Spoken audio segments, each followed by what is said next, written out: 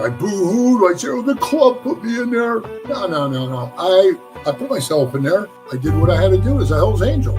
You know, my daddy always, if you got in a fight and you came home with a bloody nose, did you hit him back? If you didn't hit him back, Dad put you in the car and took you back over there and told you going up in that yard and get your shit done and be a man. They got their walls drove through by gangs, by the FBI gang, and all that shit happened to that chapter, right? Like those guys go through their being a big motorcycle club, even sometimes just being a small motorcycle club, you go through your. A lot of people that have come in have seen definitely a change in the club and the direction that the club is going. I looked out my window and you could see a body laying out in front. And here's this dude running around up there with just had his sweatshirt on. And he tells me he's a Hell's Angel. Even after all that, I still wanted to join the Hell's Angels. People out there, man, that are just natural followers. And they just fall right in line with that type of program. But not 1%ers, man. 1%ers don't ask permission. Welcome to this episode of Chattin With Staxx. I'm your host, Bill Staxx, and today we're going to talk about this new angle of this little scuffle that happened over at Humbolt Park. We got a bunch of other things to talk about. We're going to go to Sweden today. We're going to go to Australia, where a key figure, former Hell's Angel, he's now a Mongol, he was arrested. Crazy situation there. And we got a bunch of other things to talk about. We're going to talk about Mystical today, the rapper. Before we get started, make sure you hit the like button, subscribe, hit the notification bell so you can get my videos every time they drop. Tell a friend to tell a friend. Tell your mother's brother's sister's friend about Chattin With Staxx, the dopest motorcycle content on YouTube. If you want to donate to the show, you can hit up the Cash App at Chattin With Staxx. Or you can hit a Venmo, PayPal, Super Sticker, Super Chat, Zelle, all that good stuff. Every dollar goes right back into the show so I can bring you the dopest content possible. If you want to tell your story on Chattin With Staxx, just email me at billstaxx2021@gmail.com and we'll make it happen. Thank you guys all for joining me today. There's a lot going on. So Loud, what's good, man? Shout out to the Boondocks in North Carolina. Crazy, what's good, man? How are you? Pepper's in the building. White Rock, BC. Shout out to everybody out there in Canada. Johnny Weedseed is in the house. Social Rejects, what's good? So some people don't like that I do, different news stories, that I talk in the beginning and give shout outs and things. So I'm going to start making videos with just the content, right? So you want to just watch the content without all of this? You could just watch those videos. I'm going to start doing that, putting together different videos just with the content without all of this stuff. So you don't have to sit through me giving shout outs and all that. Some people seem to have a problem with that, but okay. But if you don't like it, I mean, you could always start your own podcast. But I'm gonna take care of the people that just want to hear the stories. So I'm gonna start making videos just on the content itself, and then people can weed through. They don't have to search through the video to get to the content that they want to see. So I apologize if you don't like me giving shout outs and talking about other stories. This is the way I do it. If you want to just watch the stories, I'm going to change it up for you guys out there. So hope you guys appreciate the effort I'm going to make for you guys. Welcome, do your show. Thank you, man. Grapes, what's good? Thank you for joining me today. That's what I say, man. If you don't like it, start your own show. What the fuck? I'm not stopping you. Right? What the hell, man? So the first thing we're going to talk about today is Mystical, the rapper. He is screwed. This guy, man, he's been in trouble quite a bit. He was in prison for the Big R a bunch of years ago, right? He forced himself on a woman. Well, guess what? He just got sentenced to 20 more years in prison. He pleaded guilty to R, a woman in Louisiana, and her home in at her home, I think it says here, in 2022. The victim asked for the maximum sentence. Oh, man.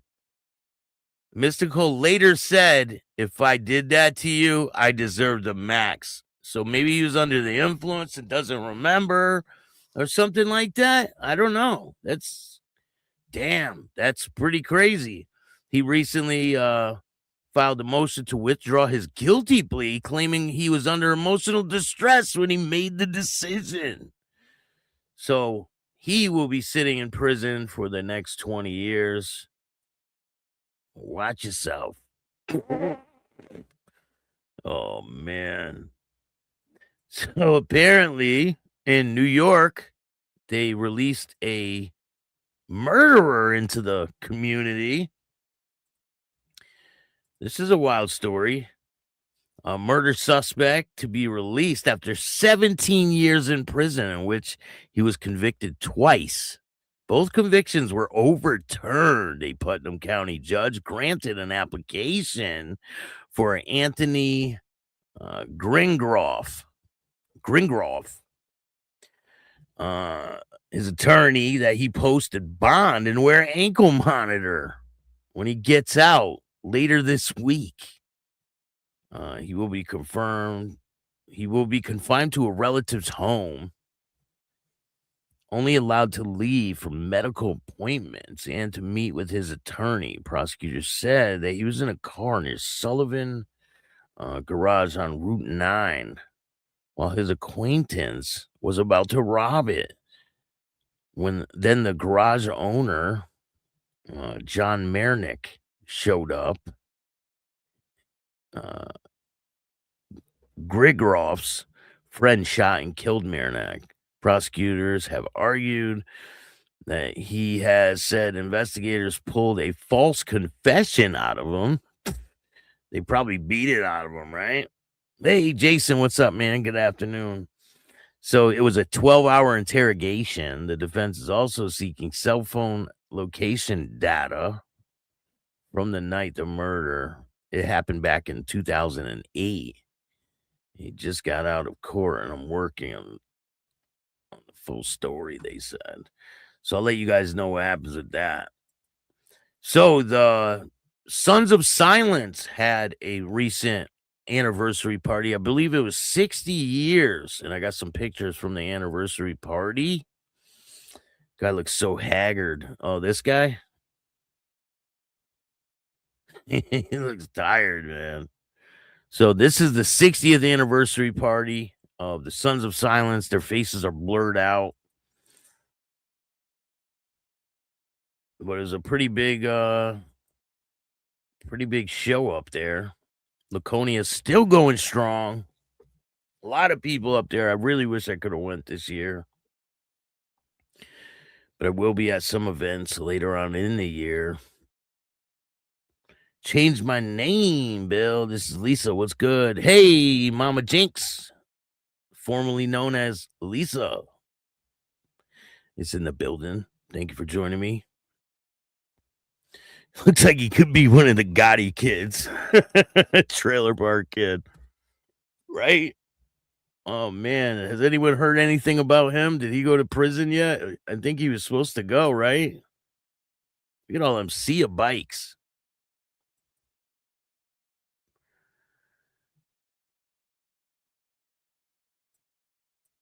Sia bikes. So he was supposed to go to prison recently. I don't know if he did. Ken, what's good, man? How are you? Got what he asked for. If you don't like Staxx, get your own podcast. Yeah, I blocked the person that said that. So I'm sure they're watching, but not commenting. So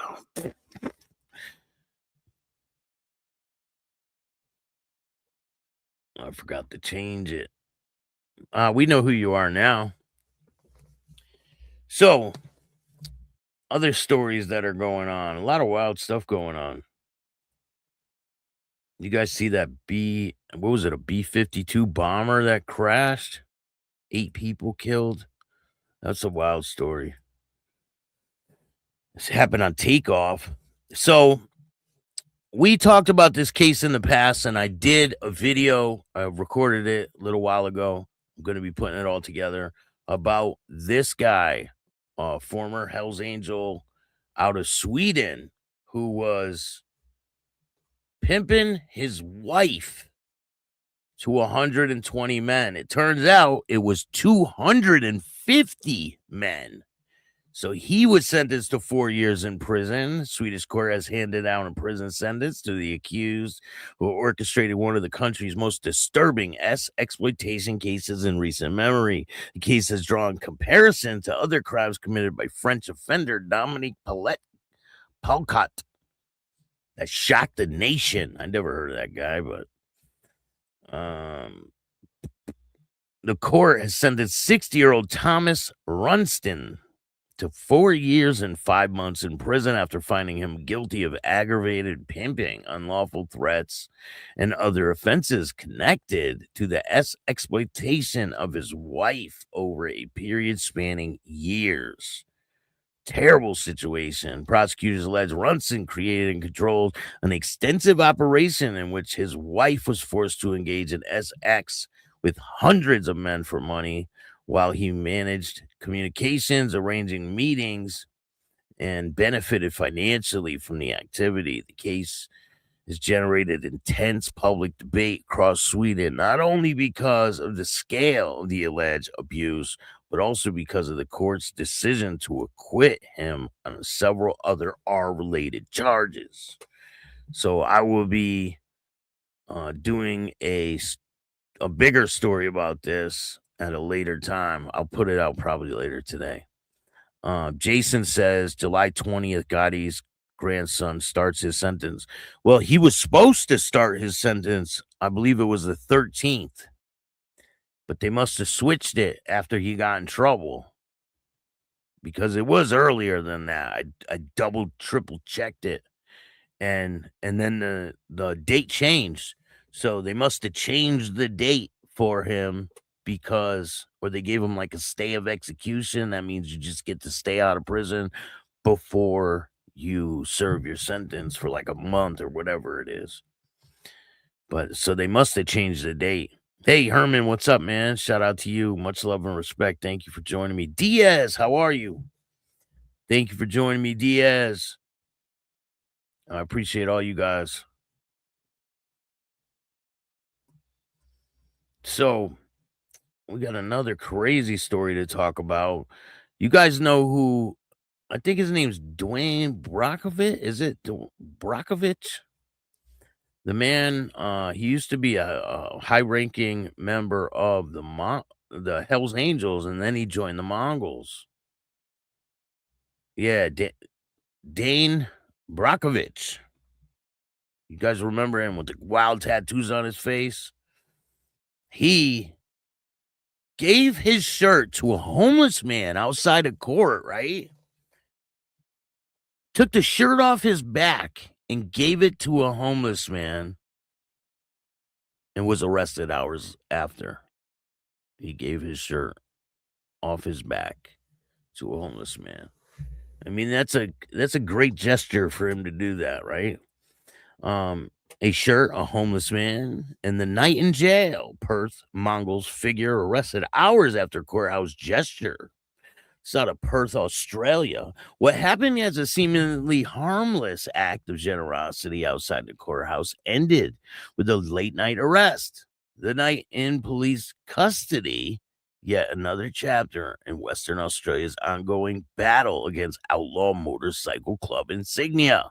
Notorious Perth Motorcycle Club figure Dwayne Brockovich found himself back behind bars just hours after walking free from court when police arrested him over what they alleged was a public display of prohibited motorcycle club insignia.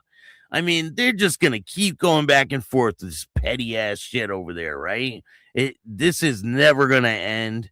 The incident was reignited debate in Western Australia's tough anti-bikie laws, police tactics, length authorities are willing to go to reinforce restrictions on outlaw motorcycle club symbols. The courthouse appearance has drawn attention. Kitso, how you doing? Thank you for joining me today. Brockovich, 46 years old, appeared before Perth Magistrate Court alongside fellow Mongol member Troy Muscanti. So these guys are like high-ranking figures, right? Hit that like button. Appreciate you guys. The pair arrived wearing matching jerseys marked Twin 1 and Twin 2. It's pretty wild, right? Attracting immediate media attention. Police allege that clothing formed part of a broader effort to display symbols associated with the Mongols Motorcycle Club. And so that's what they arrest him for, right? For wearing a shirt. That's crazy. Authorities have argued that certain apparel, including specific sports merchandise, has effectively become a substitute for traditional club patches and prohibited under state legislation. How the hell is a sports team prohibited? I mean, these guys are wearing jerseys. So what? I mean, you can't make this up. And obviously, they are willing to go the extra mile. The police are willing to go the extra mile to try to screw these guys any way they can, right? As Brockovich exited the courthouse surrounded by journalists and TV cameras because he is a well-known figure. He was pretty high ranking in the Hells Angels, and he defected and went to the Mongols. He had crazy face tattoos that said Hells Angels on his forehead. He exited the courthouse surrounded by journalists and TV cameras. He removed his jersey and handed it to a homeless man standing nearby. Witnesses captured this interaction on camera. Take this. It's got Brockovich on it, he reportedly told the man. The recipient appeared grateful and responded enthusiastically. But the act of giving away a shirt revealed something else. Underneath the jersey, Brockovich was allegedly wearing a belt displaying the words Mongols MC 1% East End. Wording police interpreted as a direct reference to the club's mantra or Mongol chapter. Mulga chapter. Photographs and video footage quickly circulated, drawing attention from investigators. So this dude took his shirt off and had a belt buckle on, and he gets arrested for that. Police moved in swiftly. According to the court proceedings, police officers arrived at Brockovich's residence around 9 p.m. that same evening. He was arrested and denied immediate bail and spent the night in police custody. When he appeared before the magistrate the following day, prosecutors argued that the latest allegation demonstrated pattern of behavior and justified keeping him behind bars. Authorities told the court that Brockovich was already facing multiple other similar charges involving alleged display of motorcycle club insignia through tattoos and clothing. I mean, they can't tell you what you could do with your body. So them trying to tell this guy that he can't wear a fucking tattoo, like, what are you supposed to do? I think they're pushing this thing way too far. I want to know what your thoughts are on this whole situation. Do you think that the police are going way too far trying to stop this dude from displaying tattoos and certain clothing? What are your thoughts? Do you think so?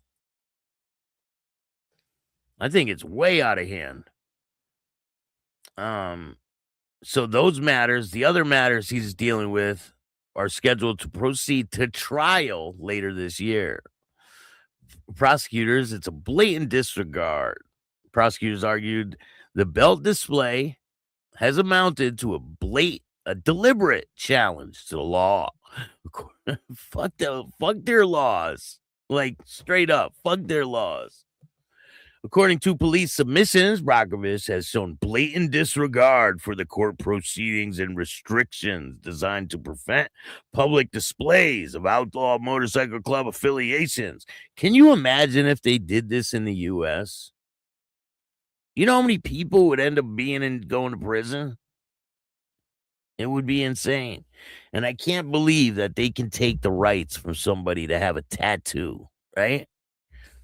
They further argued that the court conduct suggested that he would continue engaging in similar behavior if released. Why wouldn't he? It's fucking freedom, right? It's called do what you want. I mean, obviously, they're policing this guy pretty hard. For law enforcement, the case represents another example of what they view as deliberate attempts by the motorcycle club members to circumvent insignia legislation through alternative symbols and identifiers. Defense says it was forgotten. So the defense is saying he forgot he had it on. Brockovich's legal team have offered far different version of events. His lawyer told the court the interaction with the homeless man was spontaneous and that his client had simply struck up a conversation before giving away the shirt. The defense argued that Brockovich had completely forgotten about the belt that he was wearing underneath. According to his lawyer, there's no calculated effort to provoke police or violate the law. After his release, Brockovich reportedly expressed frustration over the ongoing attention from authorities, telling police he simply wanted to go home. The broader battle between police and motorcycle clubs. The case has highlighted the growing intensity of the public clash between Western Australian police and members of motorcycle clubs.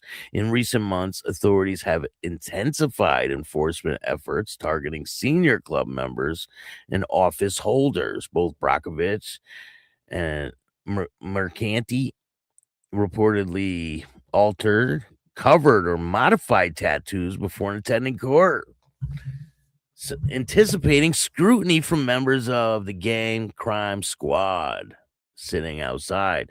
So they covered up their tattoos that were associated with the club just because they were going to court. So that shows that they're trying to adhere to the laws, right? Chief, what's going on? Thank you for joining me today. Because they knew the gang crime squad was waiting outside.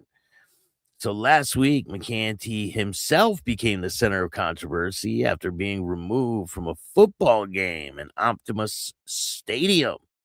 Under the provision of the Liquor Control Act, his lawyer questioned whether taxpayers should be funding what he described as efforts designed to primarily harass motorcycle club members. But the police stand firm.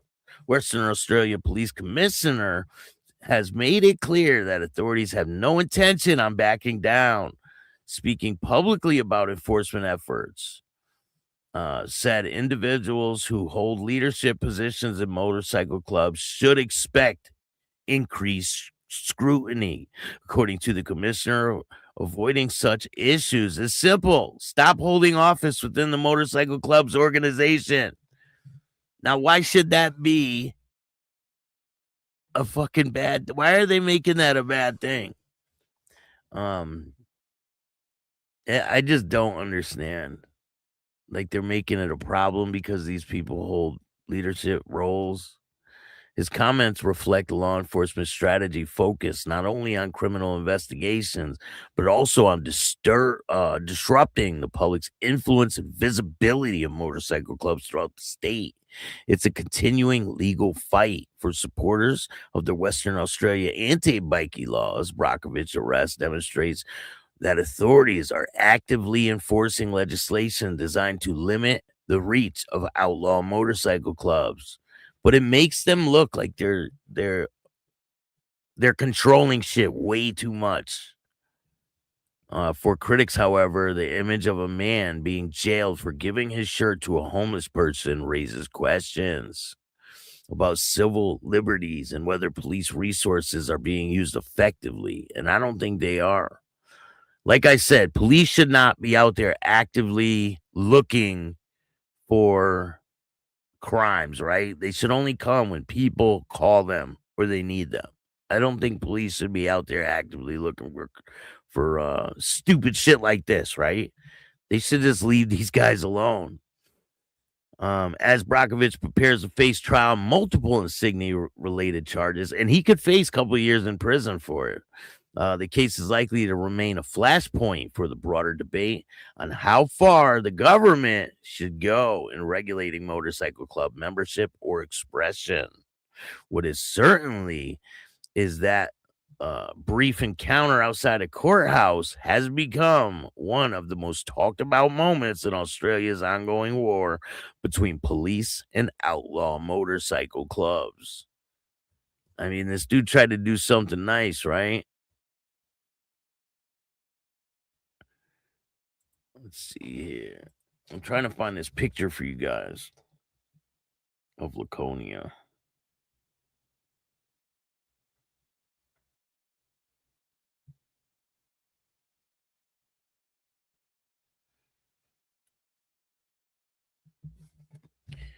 Can you imagine that? I mean, what if they told you can't wear your tattoos outside? That's crazy. That's insane. Or you got to go to court. You got to cover it up.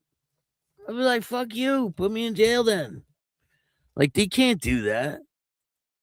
Do you think that they could do these laws in the United States? Do you think these laws would work in the United States? I mean, they're already trying to do them in Canada. They're working on it. They are trying to, I wear my tattoos loud and proud. Me too. Man, if people said I couldn't wear my tattoos somewhere, I'd be like, fuck you, dude. Wait till you hear the interview with the scary guy and the stuff he went through about tattoos. He has his whole face tattooed, and he has a pretty wild story. He tells me the whole story. That one's coming up soon too. And if you want to see it first, just join the membership. So Laconia is still kicking. This is more than motorcycles. How Laconia Bike Week became $1 million family festival. Laconia, New Hampshire.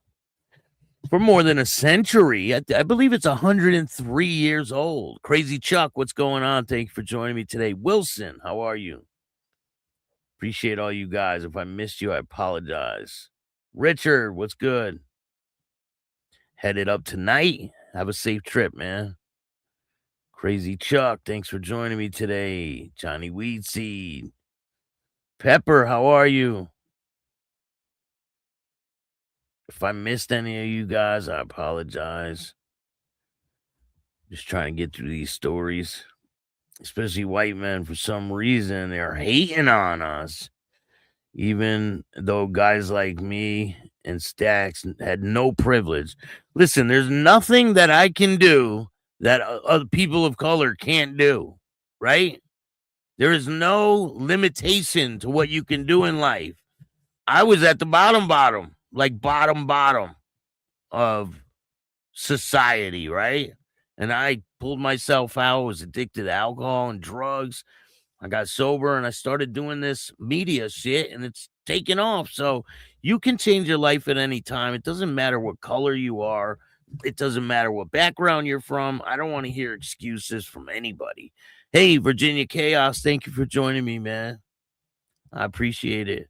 All you have to do is put the work in, and your whole life will change. I guarantee you. So Laconia is 103 years old. I believe it is, right? So for more than a century, the roar of motorcycles had echoed across the shores of Lake Winnipesaukee. Is that how you say it? As riders from across America converge on New Hampshire for one of the most iconic motorcycle rallies in the world. But those who think Laconia Bike Week is simply about chrome, leather, and loud engines may be surprised of what they find today. Now celebrating 103 years, Laconia Motorcycle Week has evolved into something much larger than motorcycle rally. While thousands of riders still descend upon the beaches in downtown Laconia each June, the event has become a community-wide festival that attracts families, tourists, veterans, athletes, and various visitors looking for entertainment beyond motorcycles. From amateur boxing to wrestling and charities, live music, stunt shows, family-friendly attractions, Bike Week has transformed into one of New England's largest annual gatherings for one of New Hampshire's most iconic, most important economic engines. So it generates a lot of fucking money up there. One of the newest additions to this year's festivities is Battlezone Boxing Bike Week Beatdown, a series of amateur boxing matches sanctioned by the USA Boxing. The event features competitors ranging from children as young as 9 years old to adult fighters, making it the first time amateur boxing became a part of this historic rally. That's cool. Little kids even get to box up there. For many attendees, the addition demonstrates how Bike Week continues to evolve while maintaining its roots. And I like that the police are not over policing this event, right? Local residents and boxing enthusiasts. Hunter Darling attended the event specifically to watch the fights, but quickly discovered how much more there was to experience. There's always something going on, he said. Live music, entertainment, something fun is happening somewhere. Boxing matches join the growing list of attractions that included professional wrestling, motorcycle stunt exhibitions, vendor villages, pet-friendly motorcycle rides, concerts, interactive activities designed to appeal to a wider audience more than ever before. Walking through Weir's Beach during Bike Week feels like a traditional motorcycle gathering and more like summer fairground. Family stroll, Lakeside Avenue, eating ice cream and lemonade while admiring custom motorcycles worth tens of thousands of dollars. Children marvel at the stunt riders performing impossible tricks while visitors browse hundreds of vendors selling everything from motorcycle gear to local crafts. Among the visitors enjoying the atmosphere is a woman, Shori, and her 5-year-old daughter, Yono, her name is. We just walk around, drink some lemonade, eat ice cream and food, and look at the bikes, she said. The simple description captures organizers have spent years cultivating an event where hardcore motorcycle enthusiasts and families can enjoy the same experience together. This Laconia attracts like so much money. It makes so much damn money. It's insane. Millions, $100 million, probably more. So we all seen this video, right? The video in Humboldt Park. Everybody's talking about it. They're saying that the Latin Cobras or some shit were in here. You don't see one cut of that club anywhere in this melee. Not one. So I don't know where they're at. Unless they're wearing Bulls jerseys.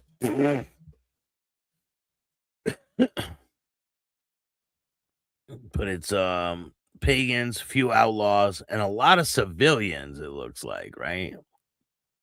But there is a new angle that came out of this whole situation. And I had to slow it down so I can show you guys. Obviously, I can't play it normal because they're a street gang. Oh, I thought they were a club. Someone said they were a motorcycle club, so I don't get that. All right, you guys ready for the new angle? Let's get to it.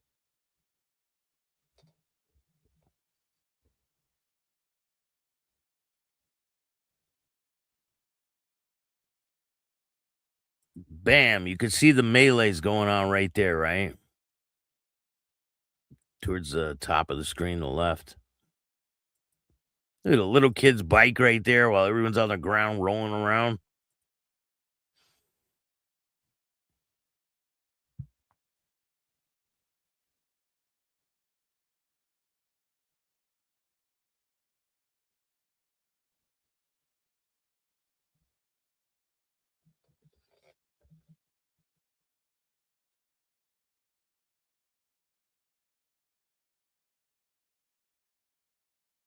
And this type of stuff can happen to anybody, right?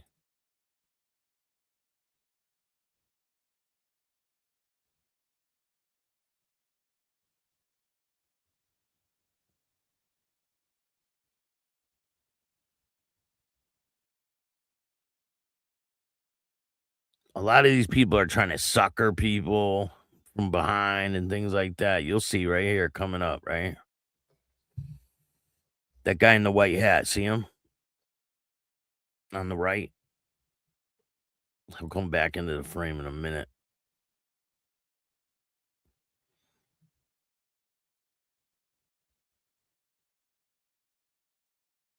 People are all running. Look at that guy running. Bam! Right there. That guy. He just suckered him from behind. The guy right there with the white wife beater. And then he sees the cop and throws his hands up. Oh, they're a street gang and they're cool with the outlaws.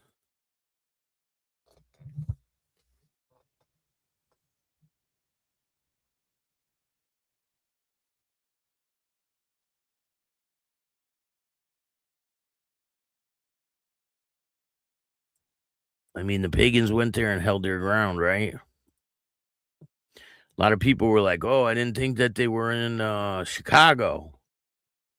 Think again, because they are.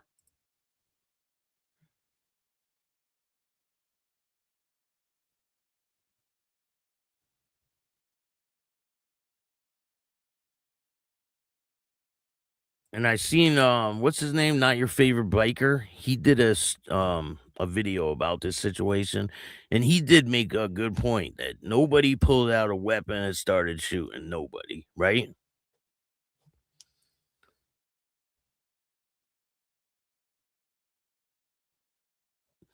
Yeah, the dude that said I dare you, he rocked the dude first though. If you watch the video in slow motion, he says I dare you, and then the dude went to swing on him and he rocked him.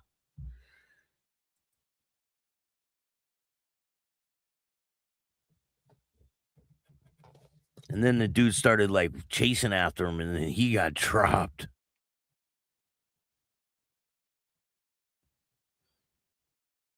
But nobody got killed in this situation. That's a good thing. People need to try to put their differences to the side because nobody wins in situations like this. You know? All it does is make the police look at everybody.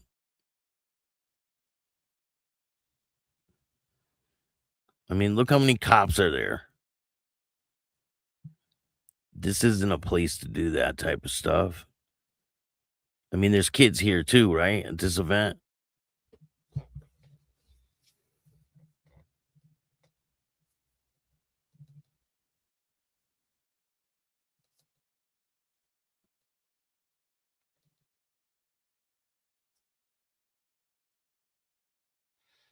They're converging on that guy.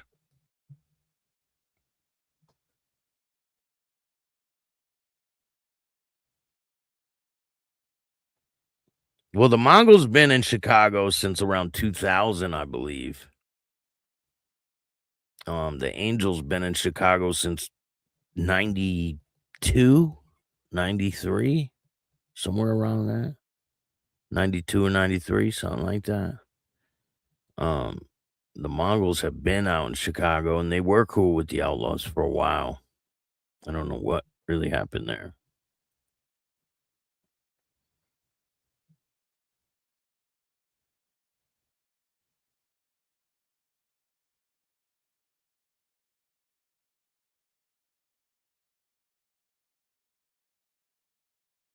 '94, right? '94, yeah.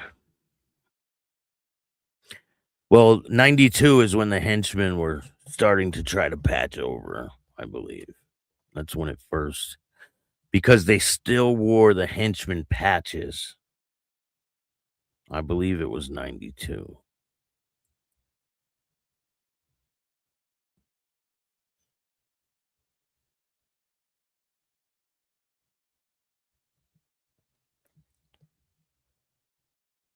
Now, this is the original, right? not zoomed in, but slowed down.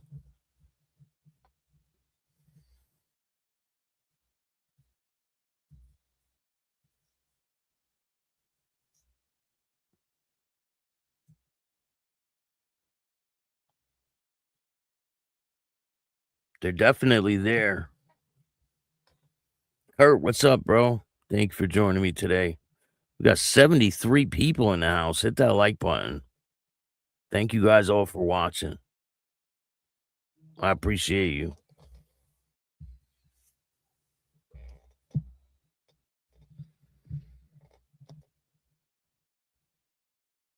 That dude right there. That dude suckered him, right? Like, and then you see he throws his hands up when the cops come. He's like, oh no.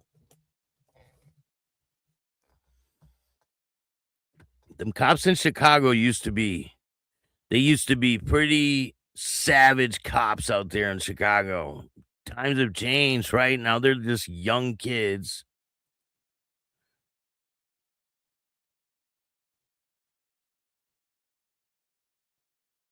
Back in the day, the cops in Chicago would have beat you down. We got 80 people in the house. Hit that like button. 81 people to be exact.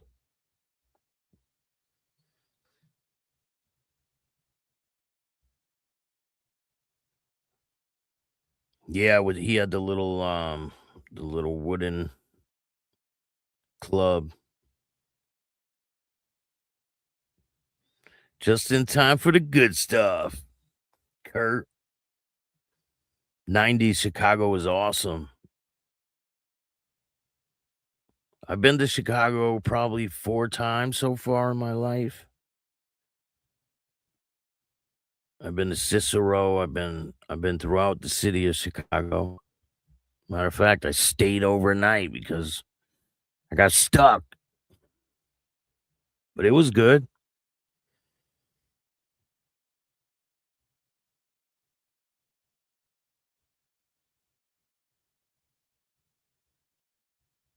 Hit me up, crazy. Just hit me up, man. I'll be around. I thought both MCs were fighting the Cobras. No. They were fighting the Pagans.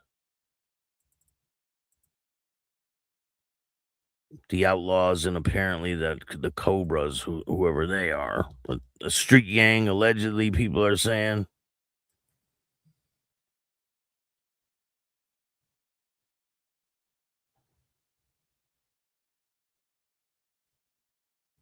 But what do you guys think of this situation? I think it'll end up working itself out.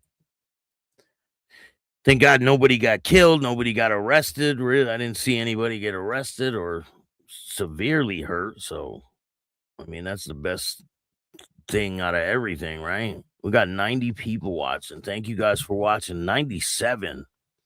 I really appreciate all you guys. I got a lot of content on the way. You don't want to miss tonight's show. Hey, I'm with the Vipers. The Cobras. Chicago's just a different place. That's where the Latin Kings originated, you know?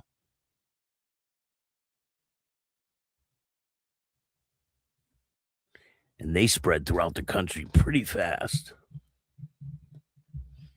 I mean, they were deep in the 90s. I mean, they're still around to this day, so I got respect for all of them guys. But anyway, I appreciate all you guys. Thank you for joining me. Hope you guys have a great the rest of your day. Have a good Wednesday. If you're traveling, be safe. Watch out for cars if you're on a bike. If you like this show, hit the like button, subscribe, hit the notification bell so you can get my videos every time they drop. Tell a friend to tell a friend. Tell your mother's brother's sister's friend about Chattin With Staxx, the dopest motorcycle content on YouTube. I appreciate all you guys taking the time to watch this show. And remember, don't be a bitch. Peace. And all new at 5, a major organized crime bust. 23 people under arrest now accused of stealing guns and cash. Today, police revealed 4 organized crime groups are wreaking havoc. From aggravated robbery to kidnapping, burglary, and more. Let's take a look at this. New pictures from court documents in this case. These are a few of the people who have been charged. And investigators say the money, tens of thousands of dollars, is all stolen.